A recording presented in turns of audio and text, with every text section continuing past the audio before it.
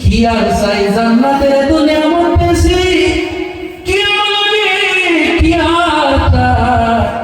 আর কিচ্ছু লাগে না।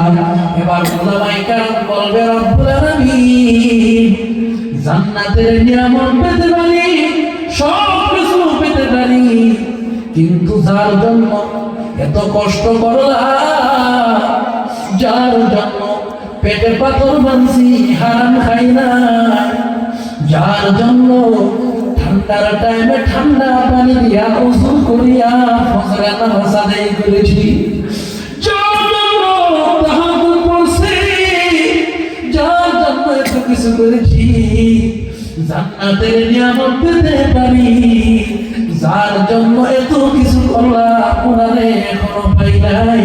আল্লাহ বলবে উলামায়ে কেরাম রে তোমরা সঠিক কথা বলেছো, যাও যাও যাও, তোমাদেরকে আমি আল্লাহ দিদার দেওয়ার জন্য ওই মাজিদ নামের ময়দানে প্যান্ডেল বানানো হয়ে গেছে। আল্লাহর দিদার দিবে কোন ময়দানে? মাজিদ নামের ময়দানে। এবার জান্নাতীরা দলে দলে দলে দলে মাজিদ নামের ময়দানে যাবে, যাই দেখবে প্যান্ডেলের ভিতরে এক একজন জান্নাতীর জন্য এক একটা রাজকীয় চেয়ারের ব্যবস্থা আল্লাহ করেছে। সুবহানাল্লাহ, আরো জোরে বলুন সুবহানাল্লাহ। এক একটা চেয়ার, কোটি কোটি চেয়ার রাখা আছে।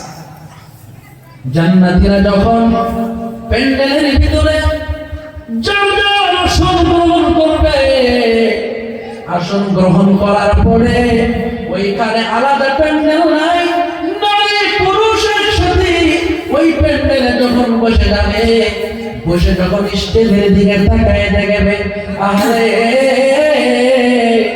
স্টেজটা এত বড় এত বড়, স্টেজের ভিতরে আল্লাহ রাব্বুল আলামিন 1,24,000 চেয়ার আল্লাহ বসায় দিয়েছে। কি ভাই খারাপ লাগতেছে? না, কয়লা 1,24,000 চেয়ার আছে, কিন্তু চেয়ারে কেউ নেই। এবার জান্নাতীরা মনে মনে ভাববে এই চেয়ারগুলি কার জন্য? ভাবতে ভাবতে মুসলমান শুনে নেন, জেনে নেন, ভাবতে ভাবতে হঠাৎ করে দেখবে 1,24,000 চেয়ার, সামনের লাইনে 3টা চেয়ার খালি রেখে সবগুলি চেয়ারে আল্লাহ পাকের 1,24,000 নবীরা যার যার চেয়ারে ওনারা স্টেজে বসে গেছে। আদম নবী, মুসা আলাইহিস সালাম, ইদ্রিস, শীশ, নূহ, ইউসুফ, সুলাইমান, ইসহাক, ইয়াকুব, ইব্রাহিম, এইভাবে সবাই যার যার চেয়ার হয়েছে। তবে চেয়ার কয়টা খালি? 3টা। জোরে বল কয়টা খালি? 3টা চেয়ার। কারণ ওই দিন একটা জলসা হবে, আর জলসাতে সচরাচর 3জন ব্যক্তি থাকে। একজন থাকে বিশিষ্ট বক্তা, একজন থাকে মুখ্য বক্তা, আর একজন থাকে সভাপতি। ঠিক না? কয়জন থাকে? 3জন। সামনের লাইনের মাঝখানে 3টা চেয়ার কেউ নাই, 3টা চেয়ার কেউ নাই, তবে 3জন ব্যক্তি এখনো আসা বাকি আছে। সুবহানাল্লাহ। কয়জন ব্যক্তি? এবার জান্নাতীরা মনে মনে ভাববে 3-4 জন রাখা হয়েছে।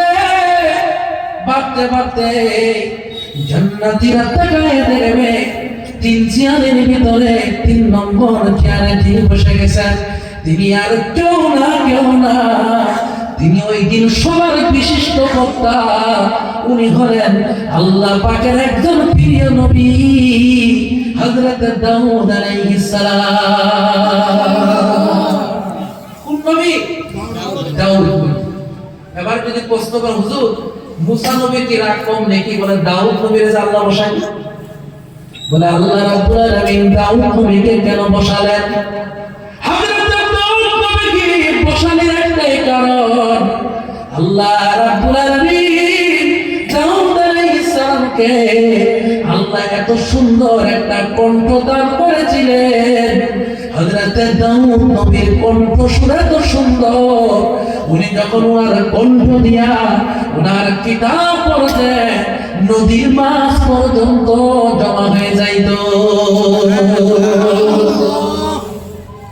ভাই নদীর মাছ যার শুনে পাগল, তাহলে কণ্ঠটা কেমন সুন্দর।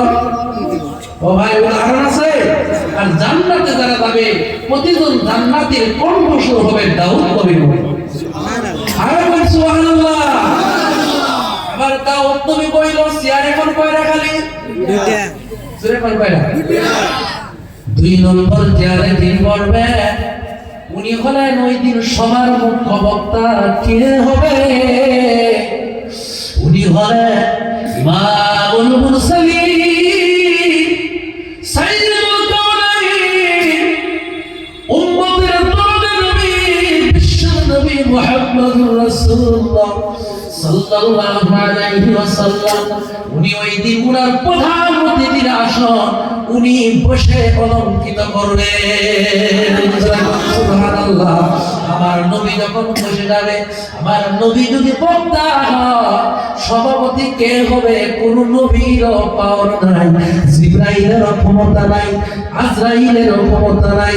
এবার সভাপতির চেয়ার যিনি গ্রহণ করবে তিনি আর কেউ না ওই দিন সভাপতির চেয়ার যিনি করবে উনি হলেন আপনার আমার রব আল্লাহ রাব্বুল আলামিন। আল্লাহ সভাপতি, ডান দিকে আমার নবী, বাম দিকে দাউদ নবী। এবার আল্লাহ বলবে, ও দাউদ আজকের মাহফিল উদ্বোধনী করো। সুবহানাল্লাহ। ও দাউদ আজকের সভাটা আরম্ভ করো। এবার দাউদ আলাইহিস সালাম যখন আরম্ভ করতে যাবেন, আল্লাহ বলবেন দাউদ রে তৌরাত দিয়ে নাও, ইনজিল দিয়ে নাও, জবুর দিয়ে নাও, আজকের মাহফিল শুরু করো রে। আজকের মাহফিল শুরু হবে আল্লাহ পাকের কোরআন দিয়া। সুবহানাল্লাহ। দাউদ নবী বলবে কোন সূরা পড়ি? আল্লাহ বলবে দাউদ নবী রে কোরআনে একটা সূরা আছে, ওই সূরার নাম হলো সূরা মুলক। সূরার নাম কি? সূরা মুলক। তাবারাকাল্লাযী বিয়াদিহিল মুলকু ওয়া হুয়া আলা কুল্লি শাইইন কাদির। আল্লাহ বলবে দাউদ রে তুমি সূরা তাবারাকাল্লাযী পড়ে জান্নাতীদেরকে মুখরিত করে দাও। হযরত দাউদ আলাইহিস সালাম উনি পুরো সুরলিত কণ্ঠ দিয়া যখন সূরা তাবারাকাল্লাযী পড়বে, ওনার সূরাটা শুনতে এত মজা লাগবে, ওনার সূরা শুনতে এত মজা লাগবে, ওনার এই তেলাওয়াত শুনতে 40 বছর চলে যাবে, জান্নাতীরা টের পাইবে না। কত বছর? 40 বছর একজনের তেলাওয়াত শুনবে। আল্লাহ বলবে, ও দাউদ থামো, এবার মিকাইলকে ডাকবে, হে মিকাইল গজল গাও। সুবহানাল্লাহ। কি গাও? গজল গাও। হযরত মিকাইল গজল গাবে, গজল নাত পড়বে। হযরত মিকাইল যখন গজল গাবে, আল্লাহ জান্নাতীদের দিকে তাকায় দেখবে জান্নাতীদের ঠোঁট শুকায় গেছে। এমনি টাইমে আল্লাহ বলবে, ও জান্নাতের খাদিমেরা প্রতিজন জান্নাতীর হাতে হাতে একটা করে গিলাস ধরায় দাও।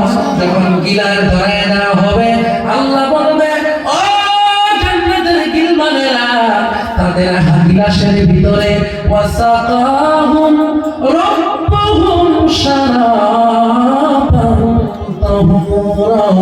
আল্লাহ বলবে জান্নাতীদের গিলাসে গিলাসে জান্নাতি শারাব তাদের গিলাসে ঢেলে দাও। জান্নাতি শারাব ঢেলে দেওয়া হবে। এবার আল্লাহ বলবে, ও প্রধান বক্তা নবী গো, আপনার কণ্ঠ দিয়ে একটু কোরআন পড়েন। আল্লাহ যখন পড়বে, আল্লাহ বলার পর আমাদের নবী মুহাম্মদুর রাসূলুল্লাহ সাল্লাল্লাহু আলাইহি ওয়াসাল্লাম উনি যখন ওনার কণ্ঠ দিয়া কোরআনুল কারীম পড়বে, কোন সূরা পড়বে? সূরা ইয়াসিন পড়বে। সূরা কোন সূরা? ইয়াসিন সূরা পড়বে। উনার সূরা ইয়াসিন শুনতে এত মজা লাগবে, এত মজা লাগবে, উনার তেলাওয়াত শুনতে শুনতে 50 বছর চলে যাবে।